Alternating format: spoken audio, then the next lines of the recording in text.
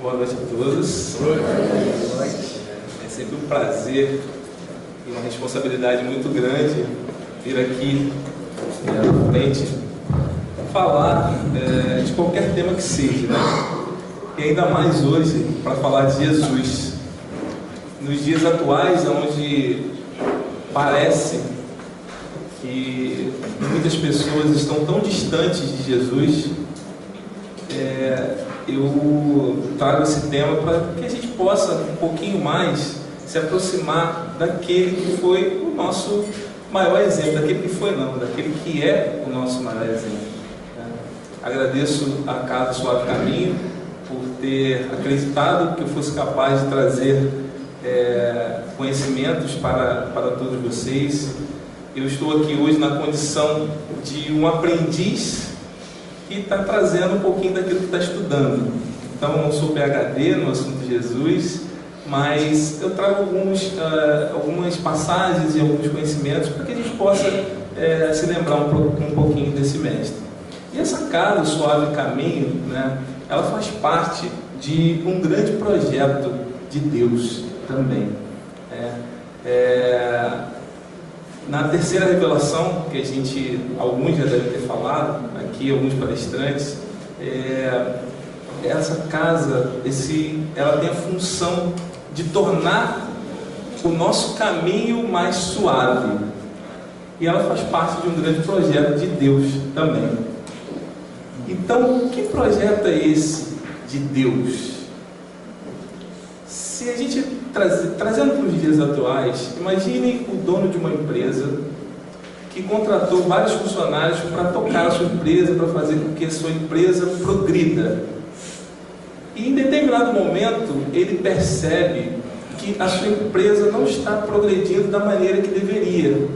Os funcionários estão perdidos, eles não têm gestão, estão fazendo as coisas ao seu bel prazer, tem corrupção nessa empresa. Então, esse dono da empresa percebe que ele precisa tomar uma atitude para que essa situação melhore. Então, ele decide chamar os seus diretores, né, e companheiros, os seus acionistas, e decide fazer um grande projeto. Tá? Então, e que projeto é esse? Trazendo para Deus é o grande dono dessa empresa, que é o planeta, né? Não só o planeta, mas todo o sistema. Eu vou falar só do planeta Terra. Ele é o dono da empresa e percebeu em determinada época que essa empresa não estava andando como deveria. As pessoas que ele chamou para tocar essa empresa estavam perdidas, tinha corrupção, não sabia quem eram os chefes dela. Então elas agiam de forma desordenada. Então Deus, misericordioso Pai, decidiu um grande projeto, que era trazer o seu reino para esse planeta. E de que maneira que ele fez esse projeto? Quais são? Se a gente parar para analisar, esse é o projeto, a fundação do reino de Deus na Terra. Então, numa época, a gente está falando aí mais ou menos aí 1500 anos antes de Cristo, né? Então, ele decidiu que precisava fundar, estava na hora de fundar esse grande reino aqui na Terra, para poder orientar todos que aqui estavam. Então, se a gente, pensando em projeto, quem trabalha em empresas aqui, a área administrativa das empresas, levanta a mão só para eu... Todos já ouviram falar de projeto. Hoje se tem falado bastante sobre gerência de projetos, né? Como fazer um projeto. Então, se a gente pensar em projetos, a gente vai ver lá que a fase inicial de um projeto... Deixa eu só botar aqui.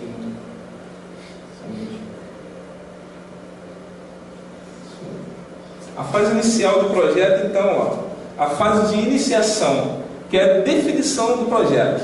É a fase inicial, quando uma determinada necessidade é identificada e transformada em um problema estruturado a ser resolvido por ele. nessa fase, a missão e o objetivo do projeto são definidos. Então, precisava, né, foi identificado um problema, a empresa não estava indo bem, e Deus colocou isso em prática. Então, ele definiu lá a missão do projeto, que é fundar o reino de Deus, fundar o seu reino no coração de todos nós, para que a empresa Planeta Terra pudesse andar, né? Pudesse ser aquilo que outros mundos mais adiantados do que a Terra já conseguiram alcançar. Então, os mundos mais adiantados do que a Terra já têm esse reino firme, né? Todos os habitantes desses planetas mais evoluídos já têm o reino de Deus como dentro do próprio coração, tá? Então, esse projeto veio para a Terra, saiu de um outro lugar, né? Agora partiu aí em 1500 anos antes de Cristo, trazendo aqui para o nosso planeta. Então, e o objetivo do projeto é direcionar o homem à perfeição. Então, Deus nos criou simples e ignorantes. Quando a gente vê, né, estuda a doutrina espírita, a gente vê lá no livro dos Espíritos, que Deus criou todos nós simples e ignorantes, com o objetivo de nos tornarmos espíritos perfeitos. Mas para nos tornar espíritos perfeitos, precisamos ter o reino de Deus dentro do nosso coração. Não é longe, não é fora, é dentro de nós. E a segunda fase de um projeto? O que diz? Fase de planejamento. É a fase responsável por identificar, selecionar as melhores estratégias do projeto, detalhando tudo aquilo que será realizado, incluindo cronogramas, alocação de recursos envolvidos, para que no final dessa fase ele esteja suficientemente detalhado para ser executado. Nessa fase, os planos auxiliares de comunicação, qualidade, riscos, suprimentos e recursos humanos também são desenvolvidos. Então, essa é a fase das estratégias, né? Então, o que fazer para que esse projeto dê certo, né, dessa implantação do reino de Deus na Terra? Então, quais as estratégias que Deus adotou para que isso fosse possível? Então, a estratégia é preparar o terreno através de revelações aos homens para que o reino pudesse ser fundado. E que revelações são essas? Quando a gente estuda a doutrina espírita, traz para nós que tivemos 3 revelações de Deus para que esse reino pudesse ser implantado na Terra. A primeira revelação foi 1500 anos antes de Cristo, foi Moisés. Essa foi a primeira revelação, foi o primeiro homem, o primeiro gerente, o primeiro gestor que Deus colocou para nós, que trouxe para nós, para nos ensinar como chegar ao reino de Deus. Então ele falou: olha, está uma bagunça, vamos lá, vamos botar um gestor para direcionar a todos esses funcionários que estão lá na minha empresa, né? E o segundo, quem é o segundo? Jesus, né? Mas vamos voltar um pouquinho nesse primeiro aqui. O que esse primeiro gerente veio fazer aqui na Terra? Um de cada vez. O que esse gerente Moisés veio fazer aqui na Terra? Lembrem que a empresa, ninguém sabia quem era o gerente da empresa, acreditava que tinha vários donos.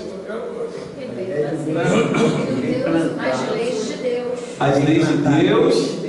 Alguém falou outra coisa aí. A ideia de Deus único, né? De um único dono da empresa. Tem vários donos, tem um dono só, que é Deus. Então ele veio trazer essa ideia com o quê? Os 10 mandamentos. Vamos relembrar alguns dos 10 mandamentos para ver se realmente esse negócio ia funcionar, ia direcionar o povo. Vamos falar. O primeiro mandamento, qual é? Amar a Deus sobre todas as coisas.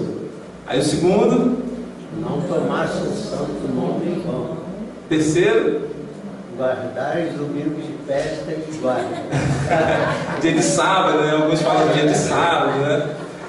E os próximos mandamentos, se a gente parar para analisar, que é não roubar, Honrar pai e mãe. honrar pai e mãe, não matar, não cometereis adultério. E hoje, olha, 1500 anos antes de Cristo, mais ou menos 3500 anos atrás, a gente aprendeu alguma coisa? Muitos aprendemos, mas a gente vê que muitos ainda não aprenderam, né? E nós ainda temos alguns desses que a gente não consegue praticar, né? Nós não somos perfeitos e a gente está aqui tentando. Nessa grande empresa, né? A gente pega esses ensinamentos e tenta praticar todos eles. Então, foram 10 os mandamentos da lei de Deus. E a ideia é do Deus único, do único dono dessa empresa, dessa terra, né? E começou a direcionar um pouco. Só que o que aconteceu?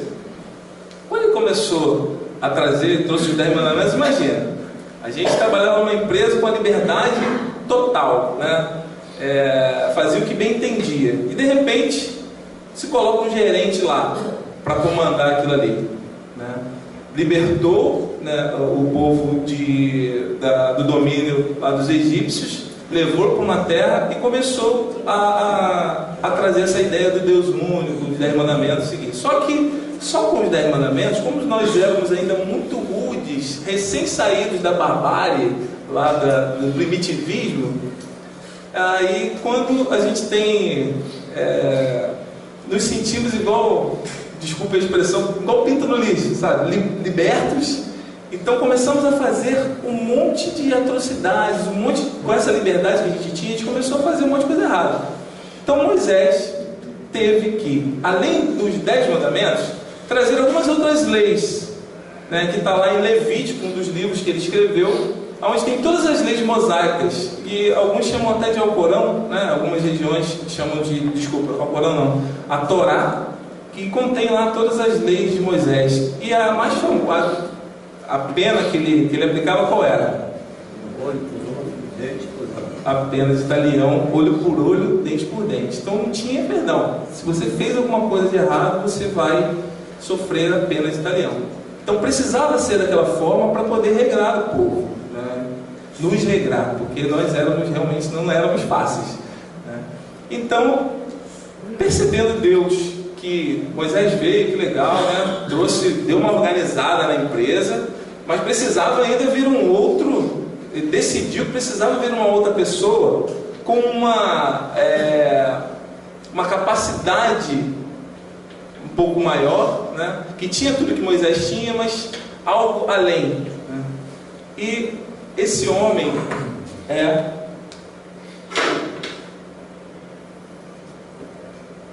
na época que Jesus veio, ele já era governador do planeta Terra,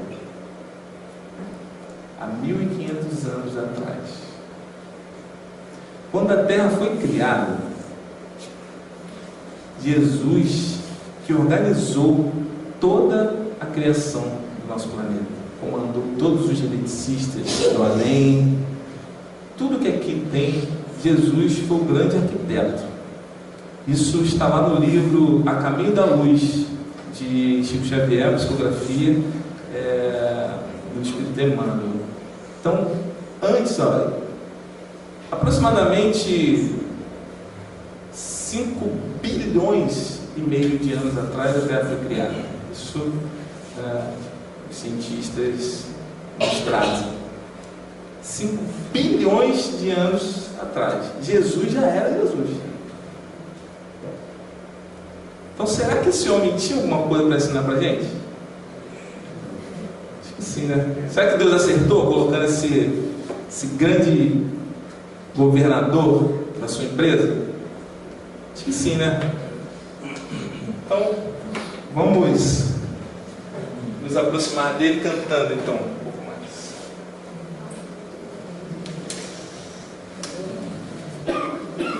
Só para refletirmos esse mestre.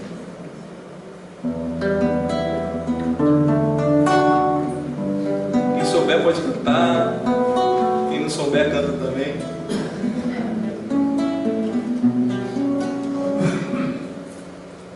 Ele veio, pão da vida, luz do mundo, tinha olhar quente e profundo, e solene tinha voz. Ele veio, mãos vazias, desarmadas, nem escudos, nem espadas, só amor por todos nós.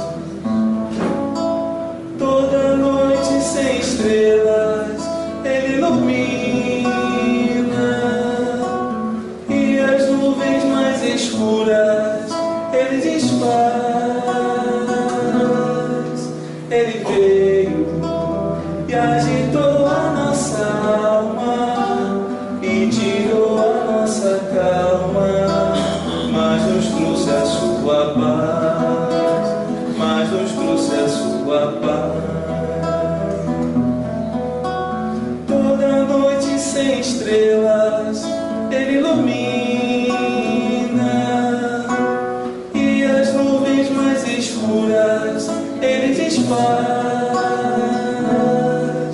Ele veio e agitou a nossa alma e tirou a nossa calma, mas nos trouxe a sua paz, mas nos trouxe a sua paz, mas nos trouxe a sua paz.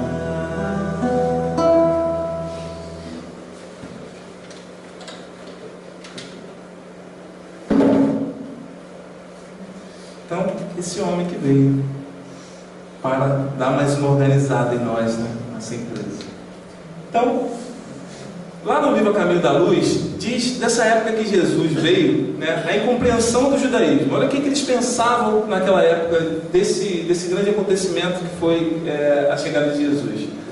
A verdade, porém, é que Jesus, chegando ao mundo, não foi absolutamente entendido pelo povo judeu. Os sacerdotes não esperavam que o Redentor procurasse a hora mais escura da noite para surgir na paisagem terrestre.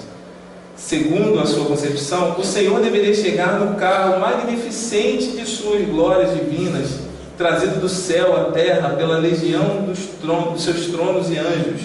Deveria humilhar todos os reis do mundo, conferindo a Israel o cetro supremo na direção de todos os povos do planeta.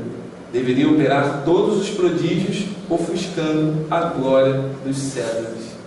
Não foram só os sacerdotes que acreditavam nisso, não. Nós que estávamos lá naquela época também acreditávamos nisso. Porque tiveram várias profecias falando da chegada do Messias, né, que viriam dessa forma. Então, mas estávamos equivocados. E, no entanto, Cristo surgira entre os animais humildes da manjedoura, apresentava-se como filho de um carpinteiro e, no cumprimento de sua gloriosa missão de amor e de humildade, está lá no Caminho da Luz, página 38, 39, nos mostrou humildade. Veio à noite, não veio da maneira que todos esperavam, né? Que os grandes reis vinham quebrando tudo, queimando casas, dominando a força. Todos esperavam que o grande rei viria dessa maneira, mas nos decepcionamos. Nos decepcionamos por ignorância. E aí, as lições da manjedoura. Que lições traz esse grande mestre vindo de uma manjedoura? A manjedoura assinala o ponto inicial da lição salvadora do Cristo, como a dizer que a humildade representa a chave de todas as virtudes. Não é? A história nos mostra isso. A história nos mostra que a humildade é a chave. Se a gente olhar os grandes homens que vieram à Terra após Jesus para iluminar os nossos caminhos, qual era a principal virtude desses homens? Era a humildade. Se a gente olhar Francisco de Assis, Francisco Xavier, Gandhi, Dalai Lama, Martin Luther King, Nelson Mandela, e vários outros, a gente vai ficar a noite toda enumerando aqui, vieram mostrar para nós que a chave é a humildade. E o que a gente está fazendo se achando melhor do que os outros? Muitas vezes a gente não se acha melhor do que os outros, que as nossas vontades têm que vir primeiro, que a passagem tem que ser minha primeiro, no trânsito, que as 3, 4, 5, uma pista tem que ser só minha, eu não admito que ninguém me ultrapasse no trânsito. Cadê a nossa humildade? Cadê aquilo que Jesus explicou para a gente há mais de 2000 anos atrás? E aí tem o Mário Sérgio Cortella trazendo para nós, a palavra humildade tem uma raiz indo-europeia que é humus, significa o solo sob nós, sobre, baixo de nós, isso é, estamos todos no mesmo nível. Estamos todos no mesmo nível. Não tem ninguém nem melhor nem pior. Somos todos iguais. Para Deus somos todos iguais. Somos todos iguais. Não é a riqueza, não é a posição social, não é conhecimento, não é nada disso que nos faz maiores do que os outros. Agora, o que nos difere realmente é a humildade. A humildade, ela nos bota num patamar acima ou abaixo. Humildade de Jesus em ação. Quais os momentos em que Jesus demonstrou essa humildade? Porque Jesus veio aqui nos ensinar um monte de coisa, mas ele veio ensinar também com seus exemplos. E um grande momento que eu trouxe aqui pra gente, dois grandes momentos. O primeiro dele, que ele demonstrou humildade, foi esse momento aí. Que momento foi esse? Alguém sabe? A entrada em? A entrada em Jerusalém. Foi no domingo de Ramos, né? Onde ele entrou em Jerusalém pela última vez, antes da crucificação. E ele foi ovacionado como um rei, que todos esperavam que ia fazer aquilo, que os sacerdotes pensavam lá, né? Que ia quebrar tudo, que ia mandar os romanos, ia expulsar os romanos. E ele não fez nada disso. Aí tem um livro chamado, do Augusto Cury, é um livro espírita, chamado Mestre dos Mestres, Jesus, o maior educador da história. E o volume 1 é chamado Análise da Inteligência do Cristo. Então ele faz uma análise, que o Augusto Cury é um psiquiatra, é um educador, né, tem vários diplomas, e ele vem analisando essa inteligência do Cristo. E ele analisa essa passagem de Jesus, a psicologia dessa passagem de Jesus na entrada em Jerusalém. Então ele fala assim: após ter percorrido por um longo período toda a região da Galileia, inúmeras pessoas passaram a segui-lo. Agora havia chegado o momento de entrar pela segunda vez em Jerusalém, o grande centro religioso e político de Israel. Naquele momento, Cristo estava no auge da sua popularidade. As pessoas eufóricas o proclamavam como o rei de Israel. Está lá em Marcos, capítulo 11, versículo 10. Alguns dos discípulos, que àquela altura ainda não estavam cientes do seu desejo, não sabiam que o que Jesus ia fazer, qual era o objetivo daquela entrada, né? Até disputavam quem seria o maior se ele conquistasse o trono político. Até os discípulos acreditavam que Jesus vinha para quebrar tudo. Então eles disputavam quem seria o maior quando Jesus tomasse o trono, né, expulsasse lá os Césares. Quem estaria lá do lado de Jesus na primeira cadeira? Os discípulos e as multidões estavam extasiados. Entretanto, mais uma vez ele adotou uma atitude imprevisível que chocou a todos. Quando esperavam que ele entrasse triunfalmente em Jerusalém, com pompas, seguido de uma grande comitiva, Cristo assumiu uma atitude clara e eloquente, que demonstrava sua rejeição a qualquer tipo de poder político, ostentação e estética exterior. Ele mandou alguns de seus discípulos pegarem um pequeno animal, um jumentinho, e teve a coragem de montar no desajeitado animal. Foi assim que aquele homem, super admirado, entrou em Jerusalém. E aí ele faz o comentário dele: nada é mais cômico e desproporcional do que o balanço de um homem transportado por um jumento. O animal é forte, mas é pequeno. Quem o monta não sabe onde colocar os pés, se os levanta ou o arrasta pelo chão. Imagina. Todos esperavam que ele chegasse no cavalo, né? Na carruagem, e ele chega no jumentinho, mostrando o que para nós? Mais uma vez, humildade. Humildade. O estudo de hoje não é sobre humildade, mas eu tenho que falar, né, do atributo principal do nosso mestre. Que cena impressionante! As pessoas mais uma vez ficaram chocadas com o comportamento de Cristo. Mais uma vez ficaram sem entendê-lo.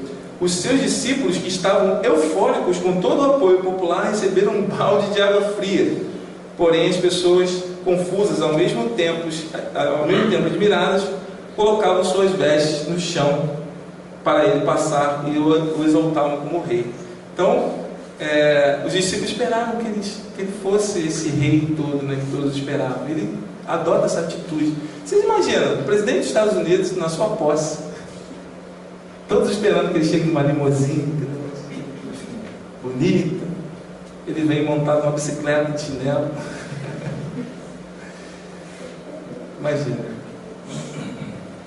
Essa foi a primeira atitude, uma das atitudes de humildade de Jesus. A segunda foi essa aí. Vocês lembram dessa passagem? Quem lembra? Foi chamado lava-pés, né? Por que Jesus lavou os pés dos discípulos? Qual era o contexto para Jesus lavar os pés daqueles discípulos?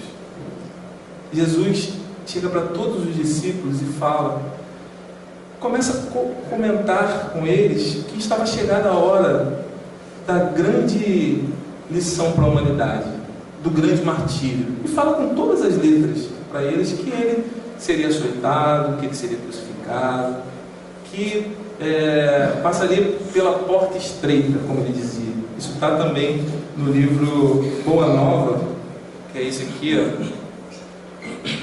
Não sei se ainda tem, provavelmente tem na livraria, quem quiser comprar. É um livro maravilhoso, tem todas essas passagens de Jesus, trazidas por Humberto de Campos, por Chico Xavier. Então Jesus estava lá comentando com os discípulos, falando desse martírio que ele iria passar. Determinados discípulos, assim, não passava pela cabeça deles que Jesus ia passar por aquilo tudo. E eles ainda estavam disputando quem seria o maior do reino de Deus, dos momentos finais, um pouco antes de Jesus ser preso na grande ceia, né?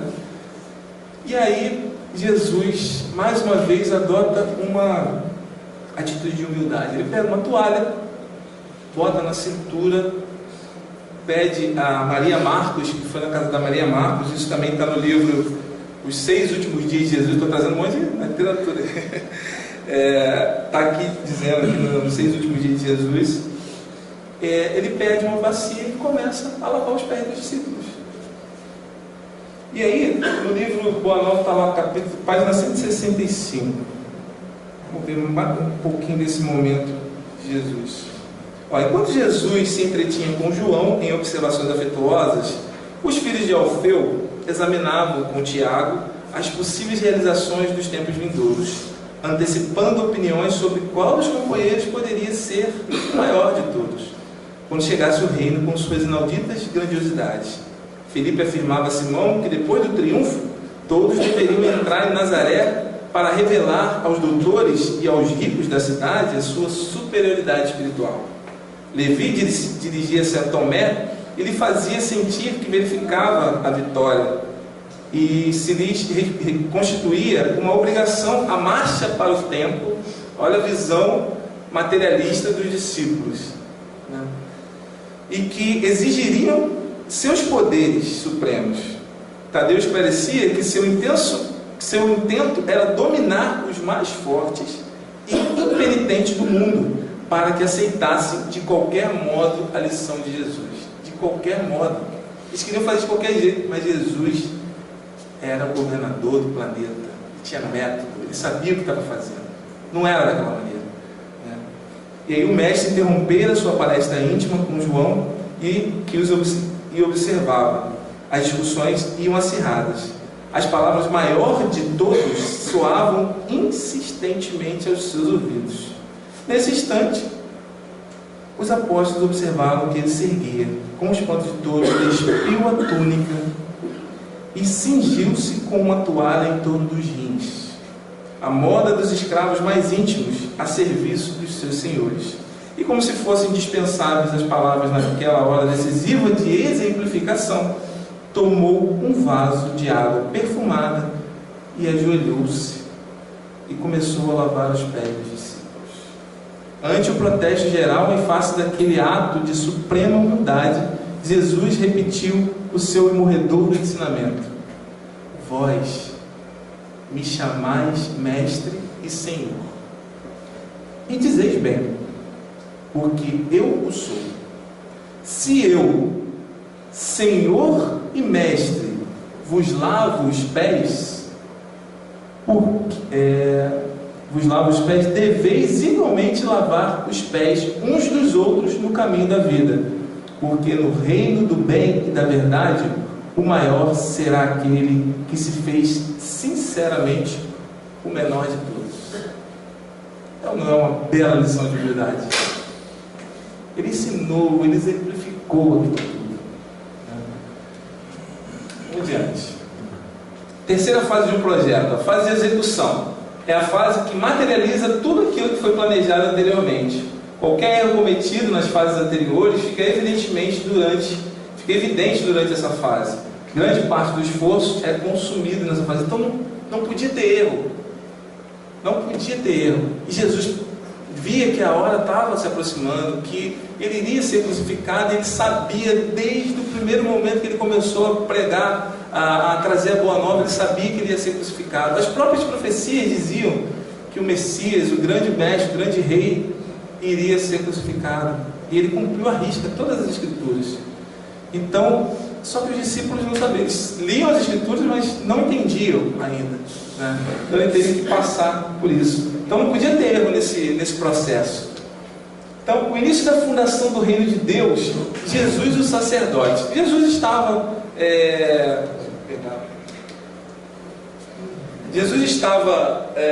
na frente do templo, onde os sacerdotes entravam e saíam. Ele tinha esse costume de ficar observando, né, aqueles sacerdotes que tinham as palavras somente na boca, mas no coração eles não tinham o amor no coração. Eles pregavam somente com os lábios. E Jesus observava aquela entrada e saída do templo. E de repente chega um sacerdote que observou aquele homem comum, né, aquela energia, por energia, e se aproximou de Jesus e perguntou para ele: Galileu, o que fazes na cidade? E aí Jesus responde para ele: passo por Jerusalém buscando a fundação do reino de Deus. Fundação do reino de Deus. O que é fundação? Se a gente pensar numa obra, fundação não é a base de tudo? Então ele veio fundar mesmo. Aonde que ele veio fundar? Ele fala, ó, reino de Deus. Aí Hanã, que é o sacerdote, pergunta: reino de Deus? Mas que pensas tu venha ser isso? Esse reino é a obra divina no coração dos homens, esclareceu Jesus com grande serenidade. Obra divina, veio fazer a fundação e depois veio fazer a obra. O reino de Deus é a obra divina dos nossos corações, a obra de Deus nos nossos corações. É isso que Jesus veio fazer, é isso que a gente precisa entender para que a gente possa evoluir, para que esse planeta Terra seja realmente um planeta melhor, um planeta de regeneração e depois um mundo feliz. Enquanto a gente não implantar esse reino de Deus dentro de nós, nós não teremos progresso. Como é que a Terra vai se modificar? Será um planeta de provas e expiações quando espíritos que aqui habitam sejam espíritos regenerados, quando nós formos regenerados. Se nós não nos regenerarmos, daqui a um tempo, o que vai acontecer com a gente? Não vai mais reencarnar aqui na Terra. Não vai poder. Só vai ser lugar de espíritos regenerados. Nós não seremos. E aí a gente vai reencarnar lá no mundinho, Lá que não tem internet, não tem carro, não tem máquina de lavar. Vai ser bem mais difícil, não vai? Então a gente tem que aproveitar essa oportunidade. É uma oportunidade de ouro. A gente está às portas do mundo de regeneração. E se a gente não acompanhar essa regeneração, essa evolução do planeta, não vai mais poder, não vai ter energia. A nossa energia não vai combinar com esse planeta. Como aconteceu com os exilados de Capela. Não puderam mais encarnar naquele mundo, tiveram que vir para onde? Era para cá. Então ele continua lá: obra divina em tuas mãos, com que contas tu para levar adiante essa difícil empresa? Quais são os teus seguidores e companheiros? Acaso terás conquistado o apoio de algum príncipe desconhecido e ilustre para auxiliar-te na execução de teus planos? Era o pensamento mundano, né? Dos reis que chegavam tomando tudo, como eu falei. E aí Jesus fala: meus companheiros hão de chegar de todos os lugares. Todos os lugares. E chegaram. E aí sim, observou Hanan: os ignorantes e os tolos estão em toda parte na terra. Certamente que esse representará o material de tua edificação. Entretanto, propões-te a realizar uma obra divina. E já viste alguma estátua perfeita, modelada em fragmentos de lama? E aí Hanan, né, assistindo ali, espizinhando, porque achava que era o conhecimento que ele tinha era maior. Ele tinha, achava que ele, a falta de humildade ali é clara, né, no Hanan. Então ele fala: sacerdote, nenhum mármore existe mais puro e formoso do que o do sentimento, e nenhum cinzel é superior ao da boa vontade. Nada é superior à boa vontade. Conheces Roma ou Atenas? Conheço o amor e a verdade. Tens ciência dos códigos da corte providencial e das leis do templo? Sei qual é a vontade de meu Pai que está no céu. Imagina, um galileu, teoricamente pobre, o sacerdote, que era um rico, que tinha conhecimento, né, material, um rabi falando assim com ele. Imagina como é que ele sai dali, batendo o pé, né, e pronto para ali já crucificar Jesus. E Hanan foi o juiz inclemente da causa, foi quem julgou e condenou Jesus. Mas Jesus sabia, né? E Jesus e os discípulos, olha, sabendo que sua passagem pela terra seria curta, precisava de seguidores fiéis, e por isso recrutou 12 companheiros e os preparou até a sua morte para prosseguirem divulgando a boa nova. Durante os 3 anos que Jesus esteve com os apóstolos, foi ensinando cada um, foi trabalhando a dificuldade de cada um. Tomé, qual era a dificuldade de Tomé? Só acreditava vendo, né? Tem muitos Tomés, né? Próximos de nós. Às vezes nós somos Tomé. A gente só acredita vendo. A gente vê os espíritos e fala: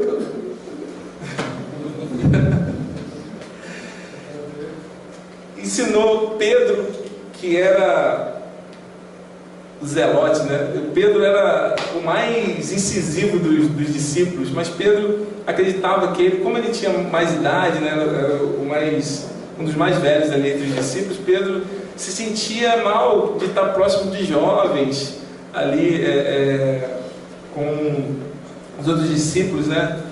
Então Jesus ia trabalhando cada coisa em Pedro, a fortaleza de Pedro.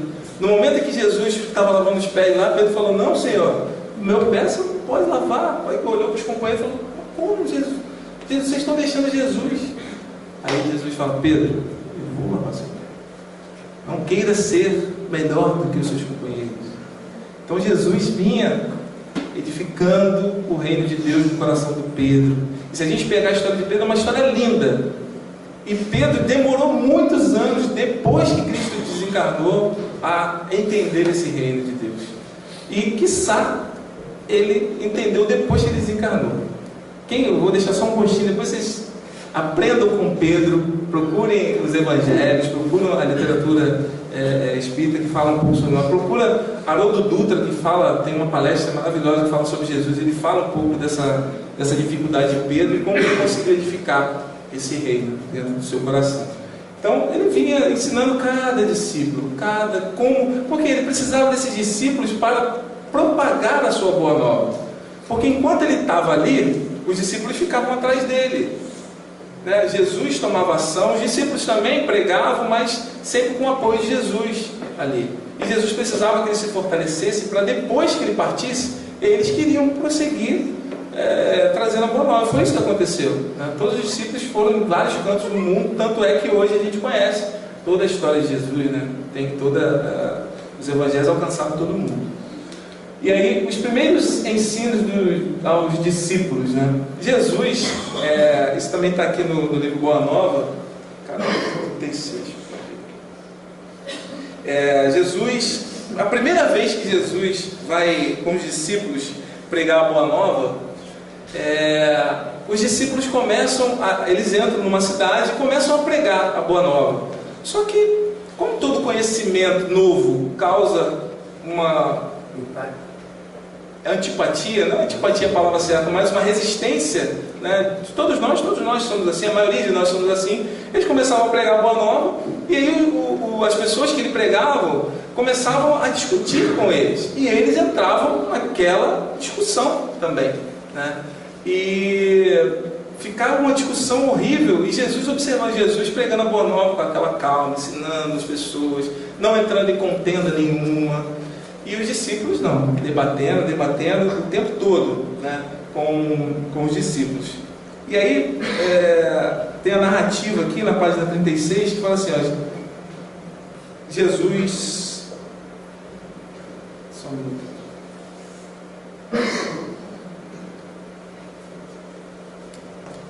Esses são... Desculpa. Jesus, quando começou, eu passei um pouquinho. Jesus, quando começou a pregar a Boa Nova, ele reuniu os discípulos. Nos primeiros ensinamentos aos discípulos, ele começou a falar sobre várias coisas com os discípulos, né? Ensinando a eles como eles deveriam fazer para pregar a Boa Nova. Ele falava assim: não tomareis o caminho largo por onde passa toda a gente, levada por interesses fáceis e inferiores. Buscareis a estrada escabrosa e estreita dos caminhos, dos sacrifícios, pelo bem de todos. E vinha cada momento falando naqueles primeiros ensinamentos, ensinando aos discípulos. E aí, quando a gente pega, né, falando de porta, quando a gente olha essa figura, a gente vê ali duas portas. Que portas são essas? Uma porta mais larga e uma porta mais estreita, né? Nessa porta larga, dá para ver que tem alguma coisa ali, não dá? Mas está claro? A porta estreita está clara? Está ali? Sacrifícios, renúncias, perdão, confiança, indulgência, amor. Está ali. Claro, bem claro para quem quer passar por ela, quem quer passar, todos nós devemos procurar passar pela porta estreita, que é a porta do sacrifício, né? Está claro ali. Mas a porta estreita está lá. Tem alguma coisa ali, se a gente observar. Então o que é? Se a gente observar bem, a gente vai ver que tem facilidade. Tem ou não tem na porta larga? Tem interesses? Tem, não tem? Tem paixões? Tem riquezas? Tem poder? Se a gente observar, a porta larga ela está sempre aberta. Está sempre aberta. Essa porta larga é a porta do mundo, que nos faz fincar os pés na matéria, nas riquezas, nos interesses, nas paixões. Tudo que nos prende aqui. Tudo que nos prenderam nesses séculos todos que a gente vem reencarnando. Se a gente olhar a progressão, nossa progressão, a gente está na segunda escala dos mundos. A gente é recém-saído de um mundo primitivo. A gente está na segunda escala, que é no mundo de provas e expiações. Só que a gente já foi criado, já teve inúmeras reencarnações. É claro que a gente não vai também fechar os olhos que hoje nós somos a melhor versão de nós mesmos. Nós somos a melhor versão de nós mesmos. Imagina você na encarnação. Imagina você 10 encarnações atrás. Doce de candura, né? Não vou nem imaginar que dá 10 anos. Prefiro pensar nessa aqui. Essa aqui eu estou buscando na casa espírita. A gente cai, levanta, mas está aqui tentando. Mas na outra, se eu estou falando aqui para vocês hoje aqui, eu devo ter desviado muita gente no passado. Agora estou tentando encaminhar. Posso ter desviado alguns de vocês, e desculpa já pedindo. Agora eu quero acertar. E aí, ó, na porta larga tem lá sofrimento. Não tem jeito. O sofrimento vem para nos educar. O sofrimento vem para nos educar. E poucos de nós entendem isso. Quando a gente sofre, a gente fica num desânimo, a gente quer até se matar. Não é para isso não. Para você aprender. Aprender. Se você está sofrendo, agradeça a Deus porque você está sofrendo. Alguma coisa você fez. Você não foi bonzinho. Quando você está sofrendo, você não foi bonzinho. Alguma coisa você fez. E isso precisa alimentar. Se a gente adquirir uma dívida, não é natural que a gente pague. Que a gente quite essa dívida. Se você não quer pagar a dívida, não faça. Simples. Mas a gente é teimoso, né? A gente faz o crediário lá. Só que Deus é tão bom que Ele deixa a gente pagar a prazo as dívidas que a gente adquire à vista. Ele deixa, vamos lá, um pouquinho nessa encarnação, um pouquinho na outra. Tem gente que é uma pessoa que sofre, está resignada lá, está feliz e está, né, dá uma lição de vida para a gente. Esse aí fala assim, não, eu quero todo nessa aqui, já entendi, Senhor, já entendi que eu errei, não quero errar mais, dá tudo aqui. E essas pessoas entenderam o que é o sofrimento. Que o sofrimento vem para elas melhorarem, para elas não errarem mais. E aí está lá, não tomareis o caminho largo por onde passa toda a gente, levada pelos interesses fáceis e inferiores. Buscareis a estrada escabrosa e estreita dos sacrifícios, pelo bem de todos. Porta estreita. Imagina um funil. O funil tem aquela parte fininha ali embaixo, né? E aí a gente vem na porta trazendo isso tudo ali, paixões, interesse, vai pegando uma mala. Quando chega na porta estreita, a gente vai conseguir passar? E para largar a bagagem, sai um pedacinho de nós. Aí eu... Isso aí, a gente faz muito. O que é isso? A gente discute com as pessoas? Nós não, né? As pessoas que estão lá fora, que não são espíritas. Elas discutem, a gente aprendeu, a gente não fala mesmo. Mas a gente entende as pessoas, né? Também não penetreis nos centros de discussões estéreis à moda dos samaritanos, das contendas que nada aproveitam as edificações do verdadeiro reino dos corações. Não discutir sobre nada com as pessoas. Sabe por quê? Numa discussão, ninguém se ouve. Se eu discuto com alguém, eu quero impor a minha forma de pensar. O outro quer impor a forma de pensar dele. E eu não ouço. Quando ele está falando, eu estou formulando a minha retórica aqui. Aí ele fala, eu escuto ele. Então ninguém se escuta. Nunca vai dar nada. Agora, o diálogo é que deve acontecer. Quando eu me predisponho a dialogar com alguém, aí eu estou disposto a ouvir. Então, discussão nunca. E aí, numa discussão, por que as pessoas gritam numa discussão, uma com a outra? Porque os corações se afastam. Os corações se afastam. Perdão das ofensas. Fácil isso, né? Fácil, né? Perdão, perdoar. Não dá para viver nesse mundo sem perdoar e sem pedir perdão. Não tem como. Nós não, a menos que tenha algum anjo aqui. Tem algum anjo aqui? Hoje? Algum santo? Se tiver, me desculpa. Eu estou falando só para as pessoas que não são. Não são anjos. Não tem como. É o que eu ouço sempre, eu repito nas palestras, a matemática do perdão que Divaldo traz para a gente, né? Se eu pequei contra você, se eu fiz alguma coisa contra você, eu adquiro 2 dívidas, uma com você e uma com a lei de Deus, que fala que eu não tenho que pecar contra você, eu tenho que amar você.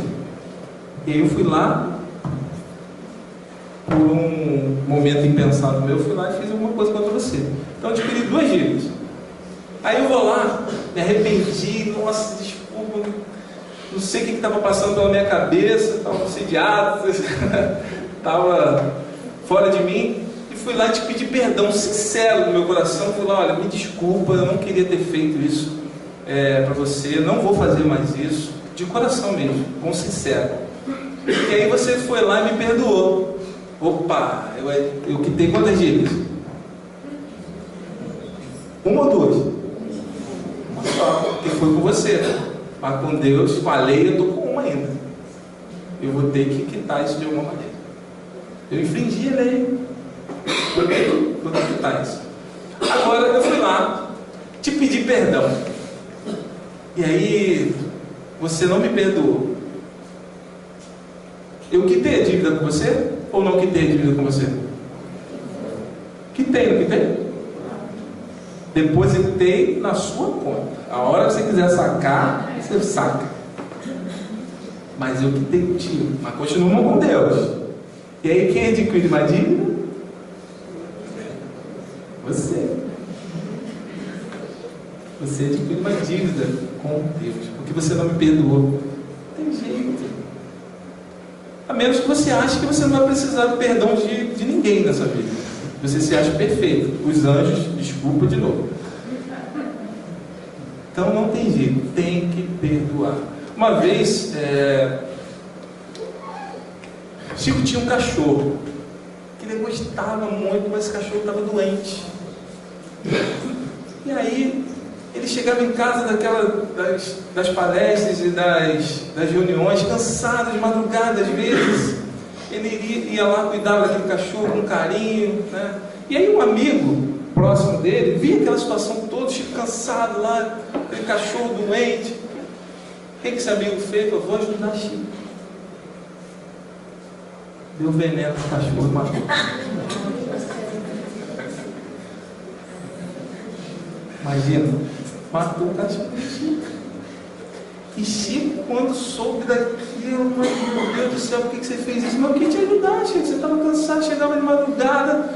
Agora você não precisa mais, você chega em casa, dorme. E Chico Xavier alimentou uma mágoa com essa pessoa. E durante 3 meses ele não falava com a pessoa, falava, mas alimentou dentro do coração dele. Uma vez, terminados alguns trabalhos que eles estavam fazendo, Emmanuel aparece para Chico e fala: Chico, quero te informar que está muito difícil trabalhar com você, que vai chegar um ponto que eu não vou ter como mais fazer nenhum trabalho mediúnico, porque aquela mágoa que você está alimentando de 3 meses atrás com o seu companheiro que matou seu cachorro está fazendo uma mancha negra no seu coração. Essa mancha negra da mágoa, ela atinge o que a gente tem de mais fraco dentro de nós. Se você sente aquela dor de estômago que te incomoda, a mágoa vai se alocar ali. Se é no coração, é ali, rim. Então ela vai fazendo uma mancha ali. No Chico foi no coração. Então, meu irmão falou: Chico, perdoar, Chico. Ele foi ignorante naquele momento dele ali, pensando em te ajudar, mas ele matou meu cachorro. Aí eu falei assim: mas o que eu vou fazer para acabar com essa mágoa? O irmão falou para ele: vê o que ela precisa, que ela esteja precisando, o que ela mais precisa, e compre para ela. Aí chegaram. A pessoa matou meu cachorro, eu vou ter que dar um presente para ela. Aí o irmão falou: procure saber. Então Chico foi lá e verificou o que aquela pessoa mais precisava e foi lá e comprou. Fez lá 10, parcelou quase a encarnação dele toda, mas foi lá e comprou para essa pessoa, entregou para essa pessoa. quando ele entregou o presente para essa pessoa, automaticamente a energia que essa pessoa, que estava sentindo, porque sabia que Chico estava tratando ela daquela maneira afastada, ela sentiu de tanta vibração positiva, que as vibrações, as energias foram entrando diretamente no coração do Chico, foi apagando aquela mágoa, aquela mancha preta que estava no coração. Então, gente, é perdoar. Perdoar. A mágoa só atrapalha a gente, só pode desenvolver um câncer por causa de uma mágoa que vocês teve 10 anos atrás. Uma esposa chegou pro psicólogo e falou: terapia de casais. Mas por que você está assim? O psicólogo perguntou. Porque ele me negou um abacate. Aí o marido falou: pô, mas eu me neguei um abacate. Isso faz 17 anos atrás. E todas as coisas que eu fiz para você de boa, você esqueceu? A gente esquece fácil das coisas boas que as pessoas fazem para a gente. As pessoas fazem milhões de coisas. Milhões. A gente se atém naquela coisa errada que ela fez, nos julgando melhores do que ela. Então, perdoe. Senhor, quantas vezes pecará o meu irmão contra mim que hei de perdoar? Até 7 vezes? Não te digo que até 7 vezes, mas que até 70 vezes 7. A cada ofensa. Perdoar é o melhor negócio, porque se você não perdoar, você vai dormir com aquela pessoa até você perdoar. Toda vez que você sentir, se pensar nela, vai dar uma dor no coração, vai acelerar seus nervos. Então vai mais levantar e perdoar. Deixa ela, deposita na conta dela. Por pior que seja, não tem outra saída.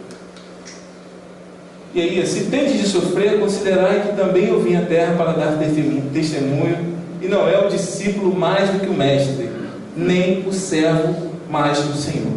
Se o adversário da luz vai reunir contra mim as tentações e as zombarias, o ridículo e a crueldade, que não fará os meus discípulos?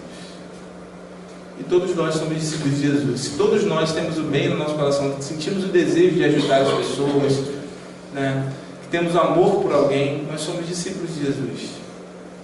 E nós podemos perdoar, nós podemos ser humildes, nós podemos fazer tudo o que Ele fazia, porque Ele falou: podereis fazer o que eu faço e muito mais, muito mais. Vós sois deuses, vós sois deuses. E uma coisa que Ele também explicou para a gente, que eu até não botei no slide, eu estava conversando com um amigo hoje. Na verdade, eu entrei numa loja ontem, e aí a dona da loja estava falando, ela botou um papel de parede bonito, perguntei se era papel de parede, ela falou: não, isso aqui é tecido que eu botei na parede. Eu falei: caramba, tecido, mas ficou legal. Ela: poxa, minha arquiteta falou que não ia ficar legal, e teimou comigo, não quis fazer, mas eu fui lá, acreditei, tive fé, e fui lá e coloquei e ficou legal. Ela falou: eu tive um sonho com dessa forma, exatamente como está aqui, e acreditei que tinha que ser daquela forma, e esse sonho se materializou, né? E ficou dessa forma bonita. Falei: caramba, que legal, que fé, né? Que fé vacilante que a gente tem. Eu admiro as pessoas, os evangélicos, eles têm uma fé que eu gostaria de ter. Eu falando pessoal, Daniel, eu gostaria de ter a fé que essas pessoas têm. Quando elas cantam a música, elas vibram. Elas têm tanta fé que nada de ruim chega perto delas.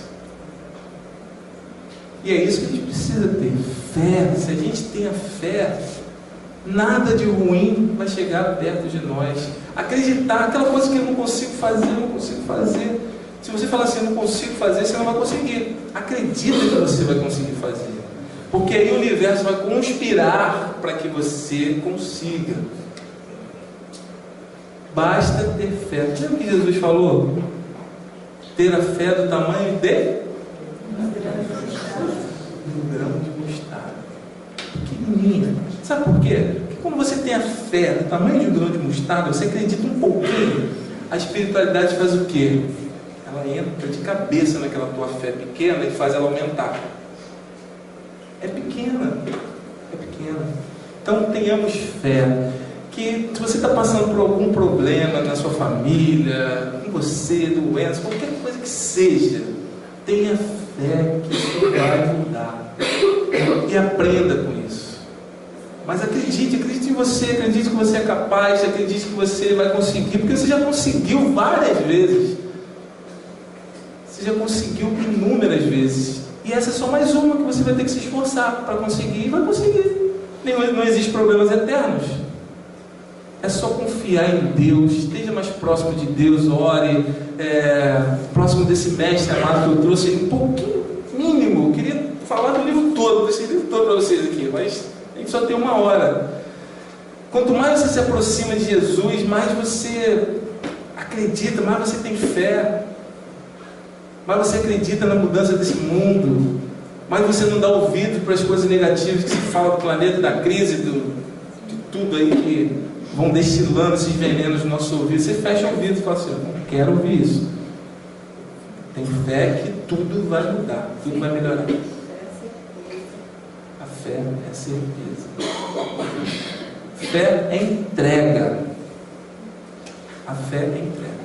Então essa mensagem que eu trago para vocês na noite de hoje, e desejo profundamente que eu tenha acrescentado um pouquinho de esperança no coração de cada um de vocês, e que Deus nos abençoe. E eu vou finalizar, já passou só um pouquinho, vou finalizar com uma canção. Está lá a mensagem de Jesus: vinde a mim todos vós que sofreis, porque comigo seu jugo é leve, né? E todo fardo é suave. Então, para finalizar, se quiserem fechar os olhos e ouvir a canção, interiorizar e sair daqui com essas energias boas que a espiritualidade está depositando no coração de cada um de vocês.